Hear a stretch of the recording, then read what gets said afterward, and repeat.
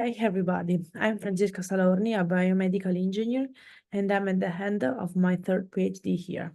The topic of my research is wearable devices for gait and posture monitoring via telemedicine in movement disorders, and my supervisor is Maria Luisa Gandolfi. My research area is neuroscience, physiological and psychiatric science, and movement disorders. And I work at Borgorome Hospital, where I execute research on patients, particularly those affected by Parkinson, multiple sclerosis, and functional motor disorders.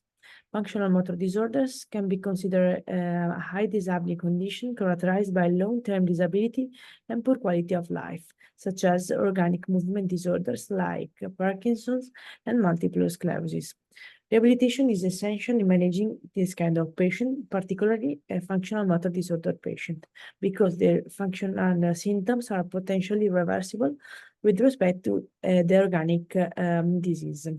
Despite that, functional motor disorders have been widely misunderstood, receiving little public and academic attention.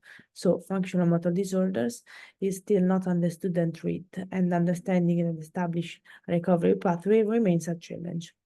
Moreover, in the last few years, there has been a particularly intense development of new technologies and strategies for managing patients with neurological disorders, mainly in a supervised environment such as their homes. So the aim of my project is to understand how patients behave at home, which sensor provides the best information about their movement, and how it can be implemented in remote rehabilitation. With this project, we use an accelerometer that is an instrument able to explore motor symptoms, and combined with questionnaires, it could help in investigating non-motor symptoms, self-perception of clinical change, and health-related quality of life. We are recruiting a functional motor disorders patient. 15 will be part of the control group, which are patients without the sensor, and the other 15 will be in the experimental group, which are patients with a sensor worn and positioned on the lower back that records the data about their life activities at home for 1 week. Patients, before participating in this study, are hospitalized for 1 week to the hospital. During this week, we collect all their behavioral outcomes, such as pain, fatigue, depression, and self-perception, functional motor symptoms, and motor outcomes, such as gait and balance.